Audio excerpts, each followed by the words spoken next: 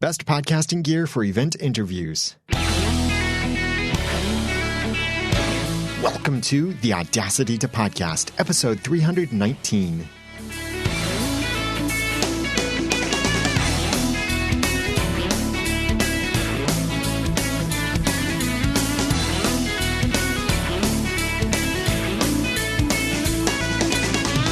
Thank you for joining me for the Audacity to Podcast. I'm Daniel J. Lewis, and this is the award-winning in-depth podcast about podcasting. It's where I give you the guts and teach you the tools to launch and improve your own podcast for sharing your passions and finding success. Recording audio or video podcasts at an event can present all kinds of challenges, whether you're at a noisy event or you're at a smaller event, or maybe you're simply at a coffee shop or you're outdoors. So in this episode, number 319, I'll be sharing the podcasting equipment I recommend to make your production great when you're not able to record inside of your nice acoustically treated, whether that's with clothes or blankets or anything like that, your nice studio, but you're out somewhere else where you can't control the environmental sound. If you'd like to follow along in the show notes for episode 319, then go to theaudacitytopodcast.com/event gear. Before I get into this, I want to tell you quickly that Podcaster Society is now reopen to new members. So go to podcastersociety.com, check out your options to join over there. You get access to training, support, and community to help you improve every aspect of your podcast after episode 1. Check it out at podcastersociety.com. Before you consider your equipment options for remote recording, you need to know that no one expects studio quality when you're away from the studio. Events are noisy, but that's okay for your podcast as long as the primary voices can be heard and understood above that noise. You don't have to run a noise removal or some kind of gate. In fact, maybe you shouldn't, because that can make the noise even more distracting than if you leave it in, because a gate will open and close. So when you're not talking, there's absolutely no noise. But when you are talking, there's lots of noise in the background. So people are hearing this and whatever the bustling noise is behind you, and as the gate is opening and closing. And if you run too much noise removal, then you can corrupt other aspects of your sound, and it can make you sound like you're underwater or not be understood at all because of the way that noise reduction works. But when your audience knows the context of your recording, they will be more forgiving of a difference in quality. See, it's not necessarily lower quality audio. It's simply different, because that background audio is providing environmental experience for your audience, an ambiance, whichever way you prefer to pronounce it, that your audience can picture in their minds. Even if they're not able to see you in a video, they can see it in their minds.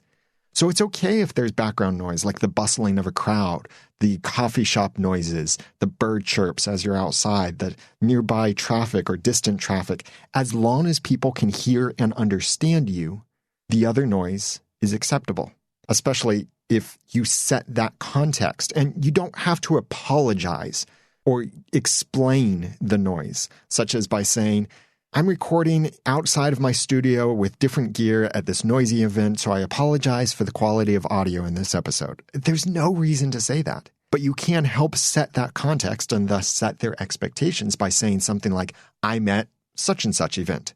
And that lets them know you're somewhere interesting, and they can hear proof of how interesting it is by the sound that's in the background. It is actually adding to that experience for them, as long as they can hear you and understand what you're saying, or whatever other participants you have in your podcast. And then they'll adjust their expectations accordingly. So assuming that you'll be in some kind of noisy environment when you're recording, and an environment that you can't control, you can't turn down the noise, you can't get away from it, anything like that, then the biggest things that will affect your podcast audio quality are your microphone's pickup pattern and your own microphone technique. These play in with each other, actually, because the closer you are to the microphone and the more you stay within its pickup range, like with an in-fire cardioid microphone that is a sort of cone from the end of the microphone, when you're staying in that cone and you're staying within an ideal range of the microphone capsule, then it will pick up your voice more than the surrounding background noise.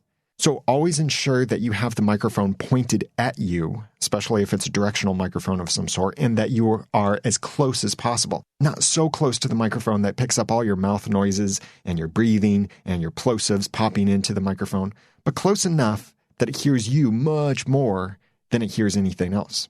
And whatever podcasting equipment you choose from the recommendations I'm about to share with you, make sure you test it and familiarize yourself with how to use it before you take it into the field or at an event.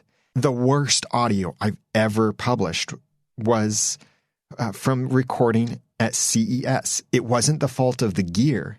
It was user error. I was using someone else's gear, and somewhere along the way, either something was bumped or it was misconfigured or something, but it wasn't set up properly. So my recordings had such horrible preamp hiss that it was impossible to edit out without corrupting my audio in other ways. Here's a little sample of that from CES 2014. Tell me more about what's new in the 70D. It's pretty neat. The EOS 70D is really a game-changing camera. There's a new technology called dual pixel CMOS AF.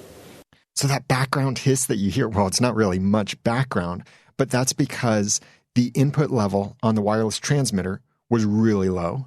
And either the input level on the camera was low or the camera's preamp was adding most of the gain. In either case, the voices were recorded so low that raising them also raised all of the noise with them. And I couldn't fix it. I hated publishing those videos because they sounded so bad. And using the equipment properly could have given me much better results because I was using good gear, but I wasn't using it properly. So please don't fall into that same trap. If you want to hear that audio sample again and even watch the video that I've recorded, I've got some other videos embedded in this episode too, then go to the show notes at theaudacitytopodcast.com/event gear, or you might see that link inside of your app when you tap to view the show notes. So I'll share with you my recommendations for a simple setup, for higher quality but still simple setup, for sit-down discussions, and for video interviews. Follow along in the show notes and get the links to the products and resources I mentioned for episode 319 over at theaudacitytopodcast.com/event gear. First, the simple method. Simply a handheld recorder. Something like a Zoom H1 or a Tascam DR22WL is small enough to fit inside your pocket. Yes, literally fit in your pocket. But it has built-in microphones that are good enough for using almost anywhere. When I attended NAB show in 2016, I used a Zoom H1 as my handheld interview mic, and I was really pleased with the results. I put a windscreen on it and a mic flag, so you can't really tell that I'm holding this tiny little Zoom H1. In fact, I am holding it with only 2 fingers, my index finger and my thumb, and I've got a video in the show notes if you want to look at it. But instead of then daintily pinching the end of the recorder, I wrapped the rest of my fingers around as if I was holding a handheld microphone. So you can't really tell that I'm holding this tiny little recorder that's small enough to fit in a pocket. But the audio turned out great. Here's a little sample of it from NAB Show 2016. Marcus, tell me about the Pilotfly H2. The Pilotfly H2 is a one-hand stabilization gimbal with 3 axes, toolless design, and comes with a 4-way joystick. So the audio sounds great. Yes, there's background noise, but it's totally acceptable. You can hear our voices much more over the other sounds going on in that event. The microphones in the Zoom H1 and the Tascam DR22WL are condenser microphones, but that doesn't mean they pick up more noise. That's a common misconception. Really, most of the things people say about dynamic versus condenser microphones are misconceptions or slight misunderstandings. The condenser microphones in these recorders are directional, so they will pick up more sound from the end of them and reject the sound or reject a good amount of the sound that is around or behind them, kind of like a regular cardioid microphone does. And it worked great for me. And this can work great for those audio-only podcasts. And I used this when I recorded interviews at Podcast Movement 2016, and I will use it at Podcast Movement 2017, which is upcoming when I'm recording this episode. I'm planning to ask the question, why did you start your podcast? And I'll have my little Zoom H1 recorder. That's how I'll be recording the responses and including in the podcast. And I did that in episode 278. And the audio quality was great. That was the episode where I shared creative solutions to podcasting problems, asking you, what's a podcasting problem you faced and how did you solve it? Even was able to include Alex Bloomberg from Gimlet inside of that episode, and that was fantastic. So if you want to hear that, jump back to episode 278, or I have that link in the show notes as well. A handheld recorder like the Zoom H1 or the DR22WL can also work for video. You'll see in the show notes, I have a video embedded where that's the recorder I'm using as a regular handheld interview microphone. But it means having to synchronize separately recorded audio and video together, which complicate your workflow, especially if you don't remember to create a synchronization point before you start your recording, like by clapping or snapping close to both microphones, the microphone in your camera and the microphone inside of the recorder. So I'll recommend something else that'll work better for video later on in this episode. Next, for higher quality but still a simple setup, consider a handheld interview mic and a recorder. This not only looks more professional, but it's also more comfortable for use because a handheld interview mic usually has a longer handle because it's designed for being held for interviews. That's why they call it a handheld interview microphone. And then you can connect it directly to a recorder to handle the recording for you. At NAB Show 2015, I borrowed a Sennheiser MD46. This is a cardioid dynamic handheld interview microphone, and it's one of my favorite handheld interview microphones. It has a long handle, it has internal shock protection, and it is a cardioid microphone, so it has a more directional pickup pattern. So it will pick up what I point it at more than the noise around it. I have a video in the show notes that demonstrates the results that I got from this, so you can look at that in the show notes. Here's a little sample of that audio. Hi, I'm Daniel J. Lewis from the Audacity to Podcast.com. I'm here at the Tascam booth at NAB with Dan from Tascam. Dan, tell me about this DR10X. Well, Dan, the DR10X is a plug-on recorder for any dynamic microphone or battery-powered condenser.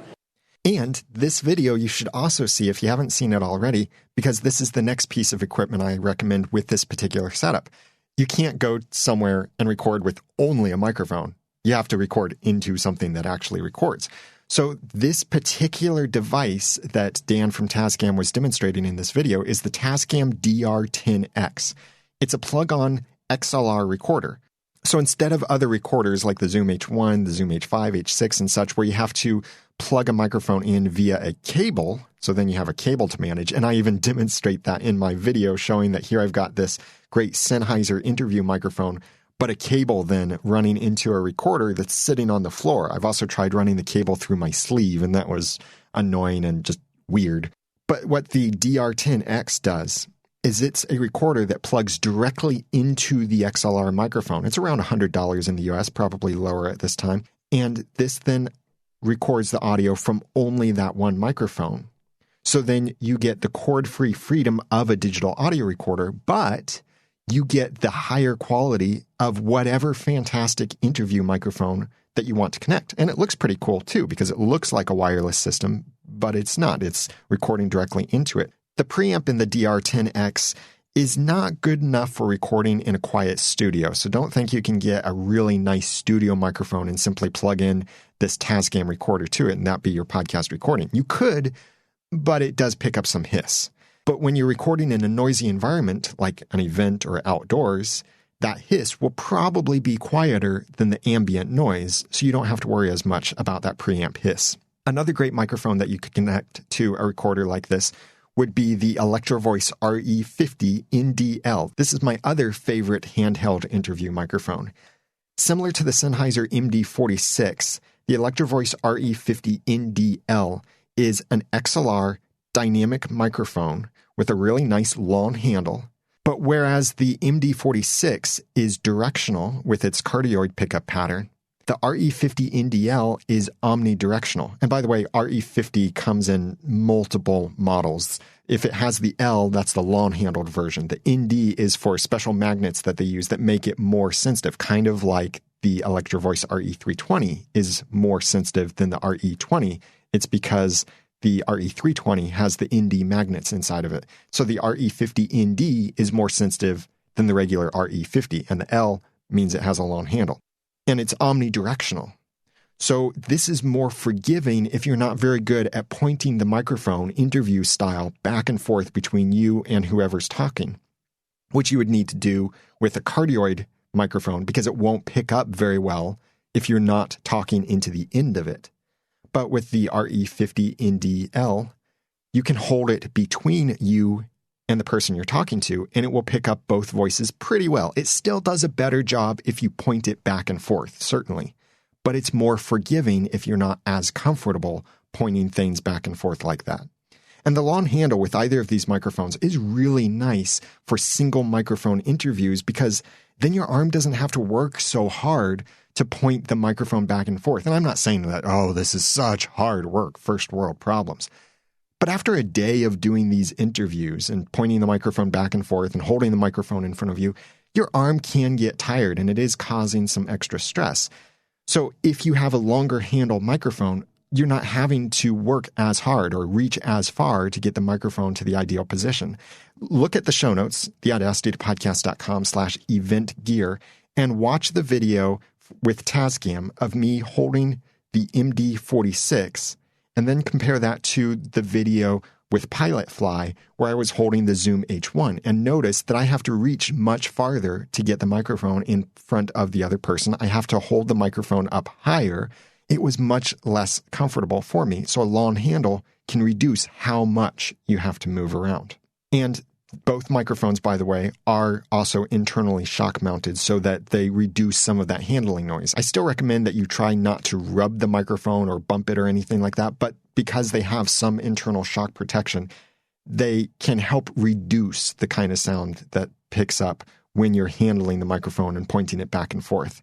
Like the previous option, using this kind of setup with a nice handheld interview microphone going directly into a recorder, whether that's the DR10X, or you hack things together with a little cable going into like a Zoom H5, H6, or something else like that. It can still work for video, yes, but you also have to do the manual synchronization, make your sync point inside of the audio, and then adjust that later on to make sure that your audio is perfectly aligned with the video. There's a better option for that. I'll tell you about that in a moment. So these two options that I just shared are good for the record and run style interviews where you have to move around a lot. They're really simple, they're compact, they're extremely portable, but they do require a little bit of skill for you to remember to point the microphone back and forth and hold it the right distance from your voice. If, however, you want to have sit-down discussions at some event, maybe you have a booth or a designated recording area, you're going to be mostly stationary, in other words, then you can use some more versatile options. I recommend the Zoom H5, the Zoom H6, the Sound Devices Mix Pre 3, or the Sound Devices Mix Pre 6, and I have links to all of those in the notes if you're interested. These recorders are good enough for directly connecting microphones to them, and you can connect multiple microphones to them, so everyone you're talking to can have their own microphone. And you can even add an optional headphone splitter and a pair of headphones for each participant so that they can hear you better and they can hear when they're on mic versus off mic to help them then stay close to the microphone. And it also makes it much easier to hear each other when you're recording so that you're not having to shout in order to be heard. Instead, you would be hearing each other through the headphones, which is picking up your voice through the microphones. Then when you have one of these recorders, you simply need enough microphones for however many people are going to be in your podcast. XLR microphones with some kind of reasonable and portable desktop stand.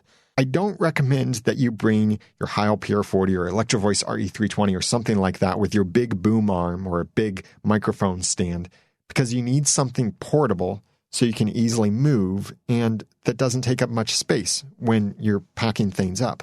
That's one of the reasons why I like the new repackaged Samson Q2U microphone.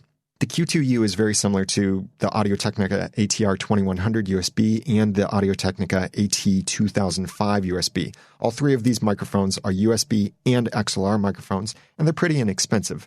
The Samson Q2U is usually cheaper than these other microphones, especially outside of the United States. It's significantly more affordable to get the Samson Q2U than the Audio-Technica microphones. And they all sound about the same. They have the same features and such. But this new repackage of the Samson Q2U no longer includes those really cheap headphones that you pretty much just need to throw away. But the Q2U now includes a windscreen for the microphone, a nice little add-on, and for that tiny desktop stand, just like the Audio-Technica microphones come with, the Samson Q2U adds a little riser to that stand. So you get a few more inches or about a dozen more centimeters of height on top of that little desktop stand, so it can bring the microphone closer to the voice and make it much more comfortable for you and your other participants. You could get your own little desktop stand as well for a microphone that positions it in just the right place, like maybe a gooseneck stand or something else that's small and portable. But with this option, your setup is then a recorder, microphones, cables, and possibly headphones. Small enough to pack into a small carrying case and extremely portable, and you can still get really good quality recordings from that, and it can be much more comfortable for someone to sit down and have a conversation instead of standing up having to point the microphone back and forth, and the conversations can feel a lot more natural that way too. There have been several podcasters inside Podcaster Society who have used this kind of setup and had great results, like Lee Ball from This Is Rami podcast, or Jason Bryant from Matt Talk Online, or Max Flight from Airplane Geeks. They've all used similar setups, whether that be an H5 or an H6, different kinds of microphones, but it was nicely compact and portable for them to be able to record at events. And by the way, if you use the Zoom H6 or even the H5, then you'll love my new Zoom H6 for Podcasters course, which is now completely available. There's no more pre-order. When you order it, you get instant access to the Zoom H6 course. So if you're interested in that, most of it does still apply to the H5, but it is really designed for the Zoom H6. So if you want to check that out and purchase your own copy so you can learn how to use the Zoom H6 the best, then visit the link in the show notes at theaudacitytopodcast.com/event gear or tap to see the show notes inside your app. So this method of recording into a recorder with multiple microphones and all of these other methods I just shared can work for video, but they're not ideal for video because it means having to synchronize separately recorded audio. Whenever you get into video, it adds an extra dimension to all of your equipment, your recording, your process, your workflow. So if you can afford it, I highly recommend upgrading to something that allows you to simplify your workflow, reduce those complications. And the best way to do that for video would be with a wireless system. So you can record audio from your microphone directly into your video camera, and it's recorded into the same video file. And thus, you don't have to try and synchronize the audio and video later or manage multiple files, make sure your correct audio files are with your correct video files. That can turn into a pain. I've done it for years, but no more. Because I recommend, and I finally recently purchased this for myself because I was just fed up with the separate audio-video synchronizing. So I recommend and have now purchased for myself the Rode Link News Shooter Kit. This is like their other wireless system, the Rode Link Filmmaker Kit. It's a completely digital wireless system. It smartly adjusts to the best channel, and it uses the more modern 2.4 gigahertz spectrum, so there's not as much interference. And because it's digital, it can nicely jump between different channels without you losing your audio signal, and it's all doing that for you based on signal strength and interference. The Filmmaker Kit includes a transmitter and a receiver. The transmitter is meant to connect only to 3.5 millimeter microphone inputs. And so the Rode Link Filmmaker Kit includes Rode's fantastic lavalier microphone. It's an omnidirectional condenser microphone. It really sounds really good, really high quality lavalier microphone.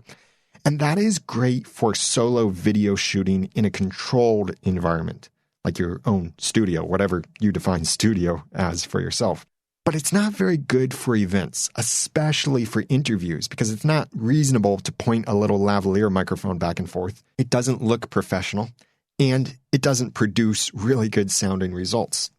Thus, I prefer the greater versatility of the News Shooter Kit over the Filmmaker Kit, because the News Shooter Kit does still include a transmitter and a receiver, but the transmitter is an XLR plug-on, so you can connect it to any kind of XLR microphone. Thus, you could get the Sennheiser MD46 or the Electro Voice RE50 NDL and wirelessly transmit the audio from that great interview mic directly into your camera. So then post-production is significantly easier. What I also like about the News Shooter Kit is that transmitter does still include a 3.5 millimeter input so that you could connect a lavalier microphone to it. It doesn't come with the lavalier microphone like the Filmmaker kit is, but you can get your own lavalier microphone, whether that be something like the JK Mic J044 or the Giant Squid Audiolabs lavalier microphone or something from one of the other great lavalier microphone creators. You could connect that to the transmitter, or you could plug it into your handheld interview mic. And when you do this, where you're using a wireless system going into your camera, I recommend that you set the gain level as appropriate on the wireless system and then turn the camera's input gain all the way off and then bump it up one notch or one little bump. So it's almost off. That way, the camera is doing very little work for amplifying the signal. The camera's preamps are not good at all. They'll generate a lot of hiss. So by turning its input all the way down and turning up the input on that wireless transmitter and receiver, then you're letting the equipment designed for handling audio handle the audio and letting the camera handle the video, but accept that high-quality audio signal coming into it and thus getting a very clean audio recording. And you'll see me using this gear the next time I record video interviews. I'll be recording into the Electro Voice RE50 NDL because Electro Voice was so generous to give me one when I interviewed them at NAB show one time. And I'll be then transmitting through a RodeLink news shooter kit into my Canon DSLR or Sony mirrorless camera to record the audio and video directly into the same file. So no more clapping, snapping, synchronizing. Oh, it's so nice to not have that pain anymore. In fact, if you go to podcastersociety.com and watch the video over there, the new promo video that's just a scroll down on that main page, that is one of the first videos I recorded using the news shooter kit. I'm using a lavalier microphone connected to that 3.5 millimeter input instead. But it was so nice to not have to mess with synchronizing separately recorded audio. It was just right there inside of the video file itself. And I loved that. So pick which one of these is affordable for you and makes your life the easiest. I really think that if you can scrape together a little bit more, save up for a little longer, and invest in something better that makes your workflow better and gives you better quality, I don't think you'll regret that. But make sure that you can afford it and get the option that's most reasonable and affordable for you. So if you want to check out these options and purchase through my affiliate links and also see some of these demo videos that I mentioned, then go to the show notes for episode 319 at theaudacitytopodcast.com/event gear. And I'd love for you to join Podcaster Society, where I help you with everything after episode 1. And it's not only me. There are 9 experts right now and more to come in the future too, who can help you with stuff like WordPress, search engine optimization, finding sponsors, building community, editing your audio, getting better interviews, building a content strategy, and much more. Podcaster Society helps you to improve your podcast and grow your podcast. So if you've already published episode 1 or you're beyond episode 100, Podcaster Society is for you, even if you're a hobbyist podcaster. Because although we talk about profit, we make profit stand for something, which I think is a great statement because the letters in profit, PROFIT, actually stand for something inside Podcaster Society. And it doesn't only have to be money, because we think everyone needs to profit from the podcast, including your audience. That doesn't have to be money. So if you're interested in making your podcast better, improving it and growing it, then check out Podcaster Society and join today over at podcastersociety.com. I've got a couple iTunes reviews I'd like to read and some interesting lessons to pull from this. First, Mark Strakowski from the United States and host of the Mark Strakowski podcast wrote, "In early July 2017, I decided to join the podcast movement but had no idea how. So I went to my iOS podcast player and searched podcast, and Daniel's is one of the first ones that popped up. Hey, look. Search engine optimization worked. In just a few weeks and after about 10 episodes, I've learned so much. Because of Daniel, my show notes are not boring. They are more detailed. More than anything, Daniel has given me the confidence. And, hey, my side note, dare I say, the audacity. And he goes on to create the Mark Strakowski podcast, which is about taking your productivity to the next level. Thank you very much, Mark, for that kind review. And here's a description of Mark's podcast from Apple Podcasts. It says, "Are you overwhelmed by your to-do list? Do you struggle with getting things done? Who's the boss, you or your time?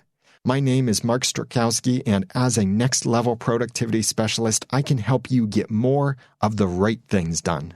So check that out. I have a link in the show notes. I'm not going to try and spell his last name for you, but I do have the links in the show notes at the website and only a tap away inside your app. And thanks to David Caddy, who goes by Dusty Stripes in iTunes, from Australia and co-host of the Tangential Soup, wrote, "I discovered the Audacity podcast 6 months ago when I was gearing up to start my own. I've been an avid listener since and have caught up on plenty of the back catalog." See, again, when someone likes a podcast, they often catch up on the back episodes. Daniel regularly shares words of wisdom from his years of casting experience, and his passion is infectious. There's another thing. See, enthusiasm breeds enthusiasm. When you are passionate, you attract a passionate audience. And David said the episode discussing loudness levels has proven especially invaluable in improving the quality of my podcast. Thank you very much for that kind review. And here is the description for the Tangential Soup podcast. It says, in this weekly podcast, childhood friends Alexander Carr and David Caddy talk about life in Australia, technology, fitness, food, games, work, whatever. I'm sure they have nice Australian accents as well. So you can check out David's podcast and Mark's podcast. I have links to both of these in the show notes at theaudacitypodcast.com/event gear, or you can see them inside of your app with a simple tap. Remember that Podcaster Society is reopened now, and I'd love to have you in it to help you make your podcast amazing, helping you with your content, presentation, production, promotion, and profit. For hobbyists and professional podcasters, Podcaster Society is for you. You get access to all of the courses I've created. You get access to exclusive tutorials, discounts, training, community, and much more. Check it out at podcastersociety.com, and I'd love to help you improve your podcast so it can be amazing. That's podcastersociety.com. Now that I've given you some of the guts and taught you some of the tools, it's time for you to go launch and improve your own podcast for sharing your passions and finding success. I'm Daniel J. Lewis from theaudacitypodcast.com. Thanks for listening.